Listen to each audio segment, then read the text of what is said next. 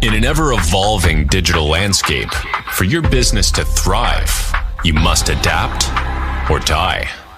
Welcome to Marketing in the Age of AI, the podcast helping you harness the power of AI and marketing tools to revitalize and grow your business. And now here's your host, marketing expert and author of Authentic Marketing in the Age of AI, Emmanuel Rose.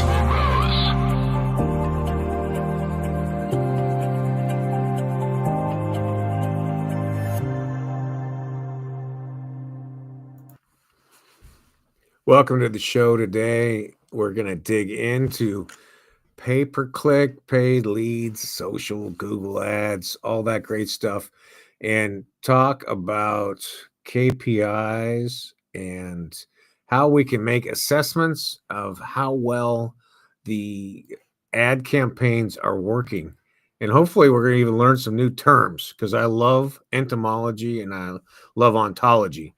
So today, Lisa Raehsler is going to join me, and she's a powerhouse in the world of paid search. And it's the second time she's been on the show. And as the founder of Big Click Company, she has extensive expertise in integrating AI into ads and paid media, and has been recognized as one of the top most influential PPC experts, at least in the country, maybe in the world, but we'll ask Lisa about that. Thanks so much, Lisa. Hi, how you doing? I'm doing really good. I appreciate you being here again.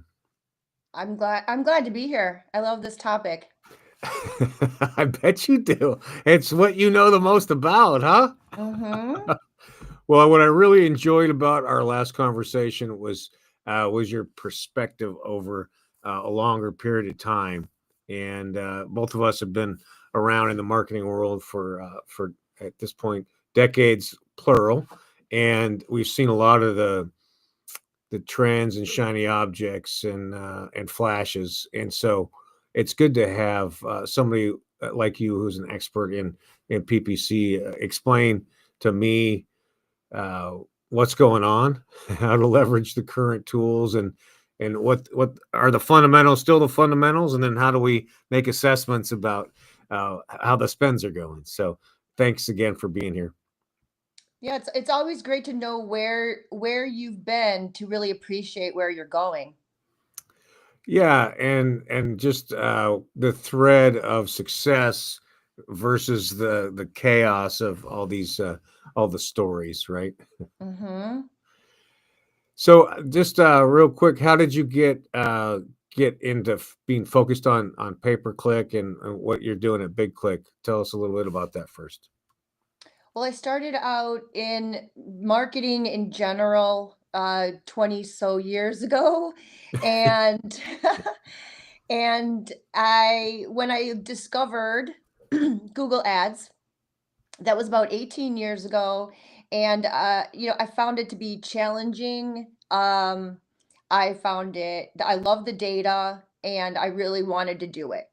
It was something that I wanted to figure out. It was Love something it. to take apart and do because it was challenging. That's the kind of person I am. And so Yeah, I stuck with it ever since. The first couple years I got a very good marketing base of knowledge. And so specializing in PPC was something that I just fell into and also loved. And, there's always been a demand for it. for sure. Yeah, yeah, and I guess what are you seeing? Where does it fit in the stack of options that we have now? Or you still feel like it's uh, as viable as ever, or is it kind of like SEO? Is it really in a dynamic space right now with the LLMs coming into play? Well, I think we are we're always going to have some sort of advertising. And and so paid ads on the internet are always going to be sought after. And under that umbrella of PPC, we do have, search, which is, I should start saying traditional search. We have Right. the we still have display ads, and we're not, we're moving more into, video ads. Those are still, per click or per interaction. And did I say CTV, connected TV ads? Right. So there's a lot of things that are falling under PPC now, unlike the beginning where it was basically just, straight up one-to-one keyword search to ad, or, there were the mass displaying of banner ads. Right. A lot Yeah, and then more we sophisticated.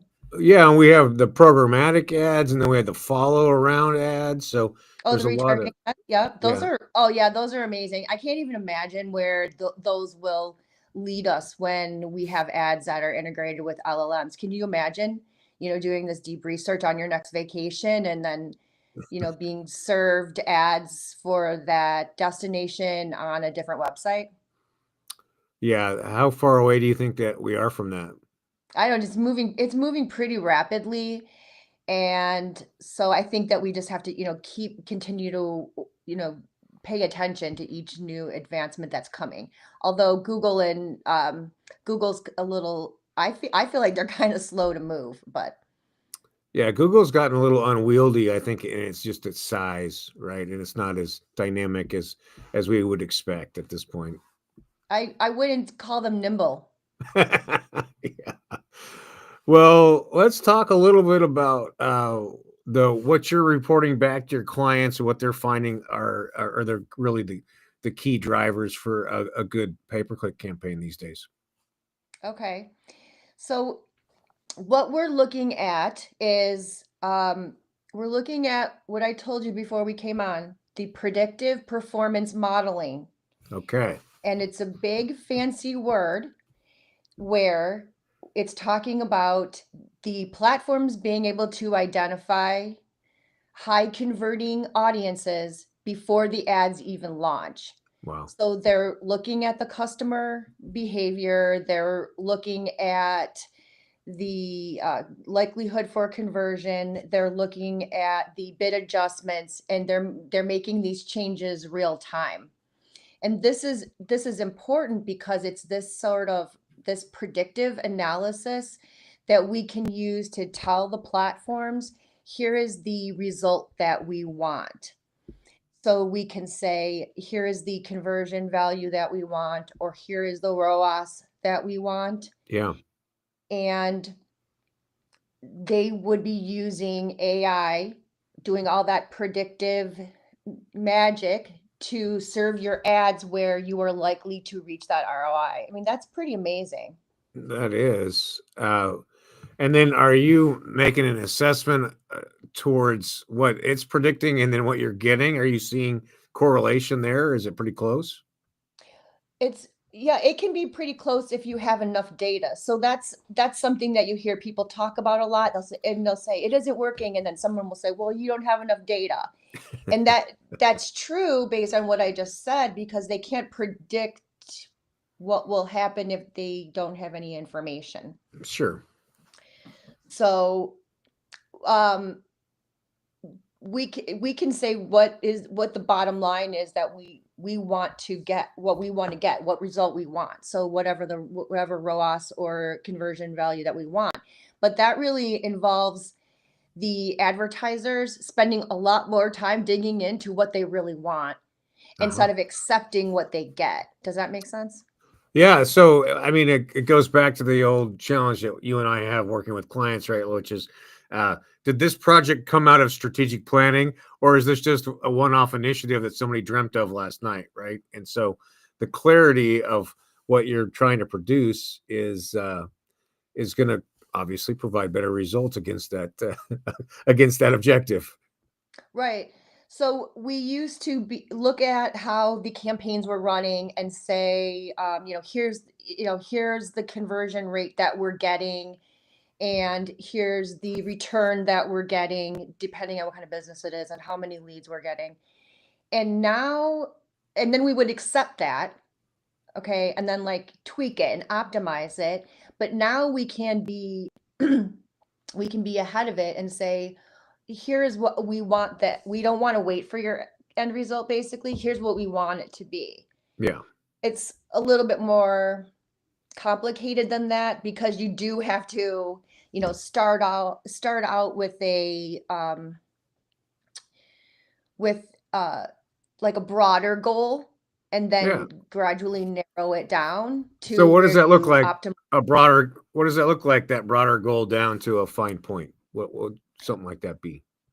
Well, that would be maybe putting in a ROAS that is getting less return than you really want so that you can run the campaigns for a while to gather data and then gradually increasing it so that you can Right. get more return. Right. So that's a strategy that's being used right now. You can't go in and say, I want this return on investment right off the bat Just because like I want a 10x right away, yeah, right? people say that all the time. But it doesn't work that way. I mean, even with AI, they still are working with data. Sure. Yeah. What is a good ROAS right now, return on advertising spend? Well, I mean, I think it varies, but we are looking at like 200 to 300%, and maybe sometimes a little more. It depends, obviously, the calculations that you do on the front end with what you need to get out of it. Right. What So what the product is, what you want to include in that. interesting. And um, are you working primarily with direct consumer, or are there some B2B players in your world? There's a lot of B2B in my world right now, That's interesting. right? And is there expectations for ROAS the same, kind of 2 to 3? Yes, but they'll be a little bit different because you'll see a lot of leads, right? Sure. So it takes a little bit longer ramp up time and learning time because you're not getting the same sort of volume that you would be getting from consumer. Yeah.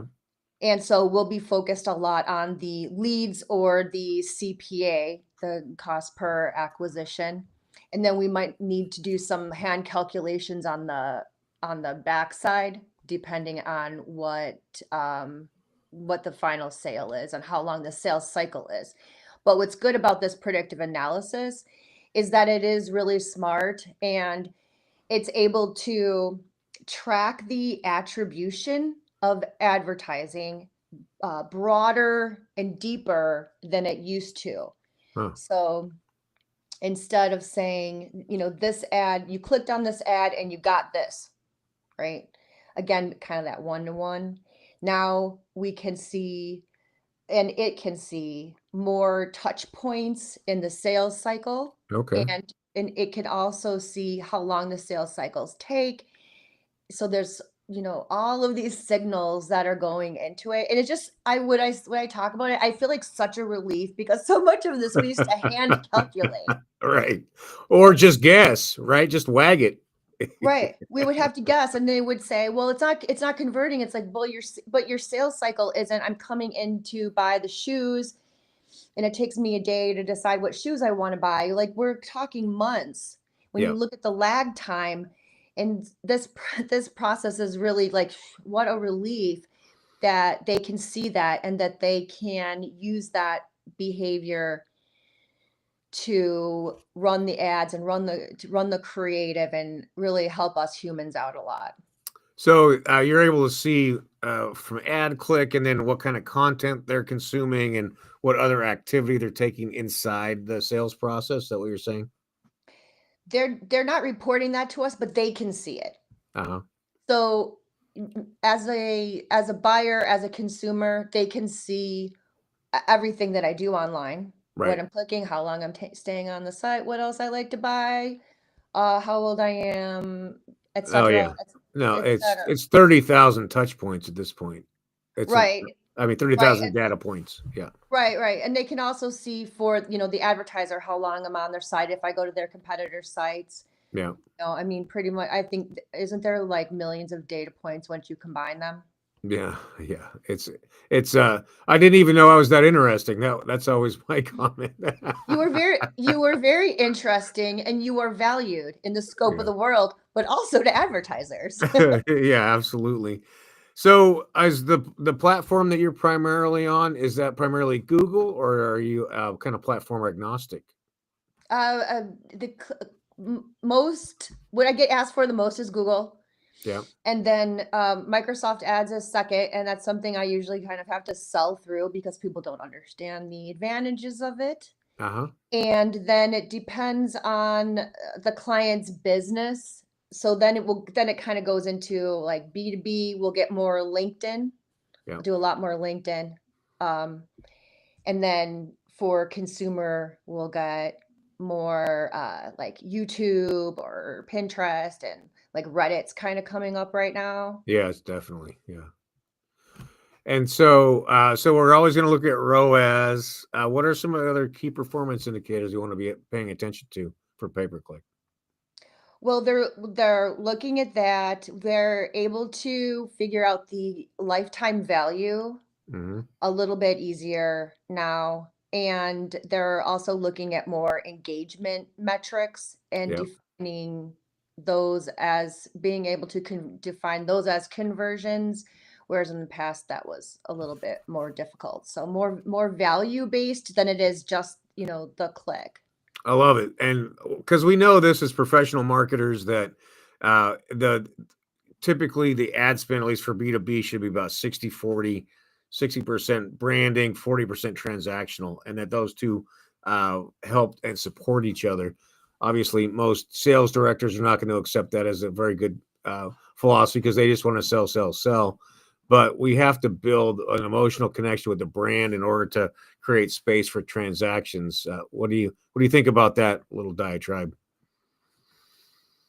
I think that that's a great strategy because a lot of that branding work lays a foundation for the retargeting.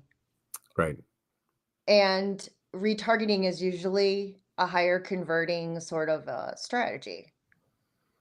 Right, because they've already interacted with the brand a bit, and they've already shopped around some theoretically, and so they're ready to get the transaction done and move on to the next challenge in their life.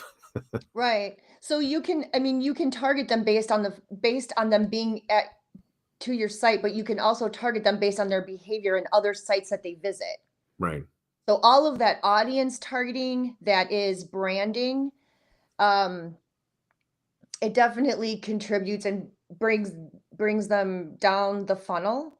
So sales should love it because if you're seeing this everywhere at some point, if you're in the market for it, you might think, I'm going to go look this up. And a lot of that we can tell, we can see like which campaigns impact other campaigns, like which ones lead to the sale. Right. And then obviously Google knows that, so they can do their bidding magic on the back end and make sure that we are um, targeting that person or spending more time on that person. Well, I love it. It sounds like the platforms are more robust and giving you more information. Are you concerned at all that business owners or CMOs are just going to skip you and go right to the platform, and you're going to be out of work?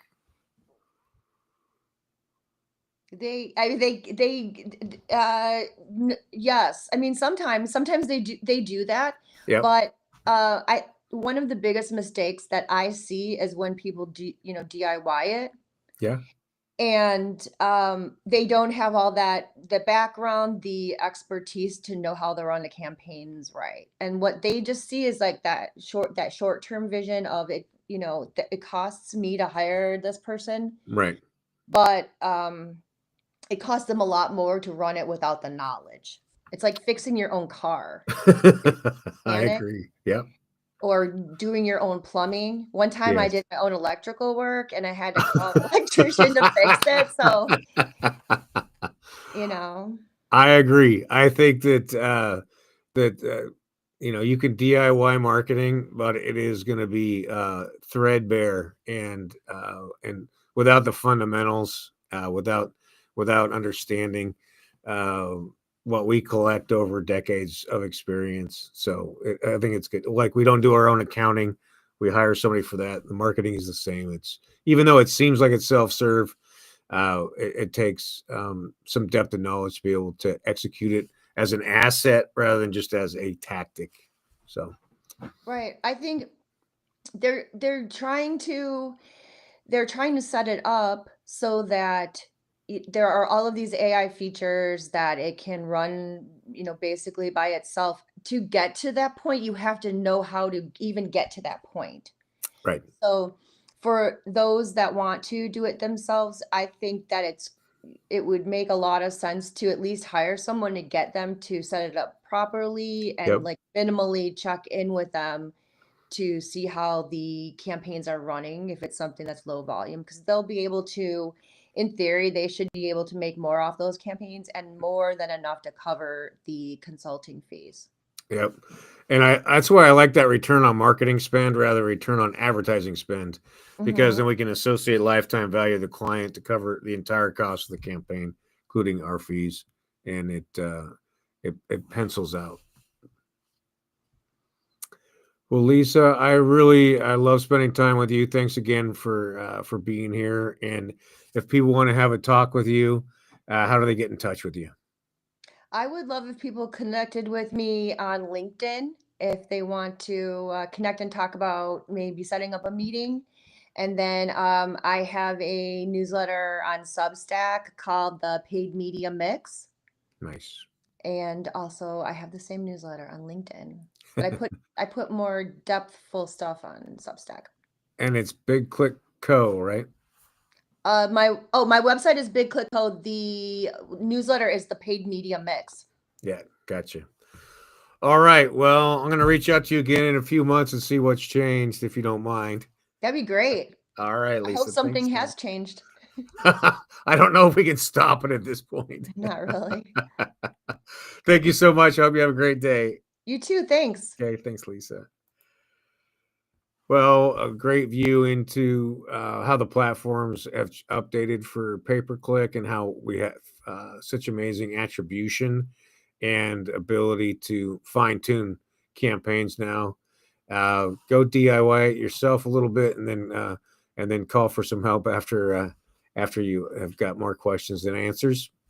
This is Emmanuel Rose, Marketing in the Age of AI. Thanks for listening to Marketing in the Age of AI. Be sure to subscribe wherever you heard this podcast so you never miss a future episode.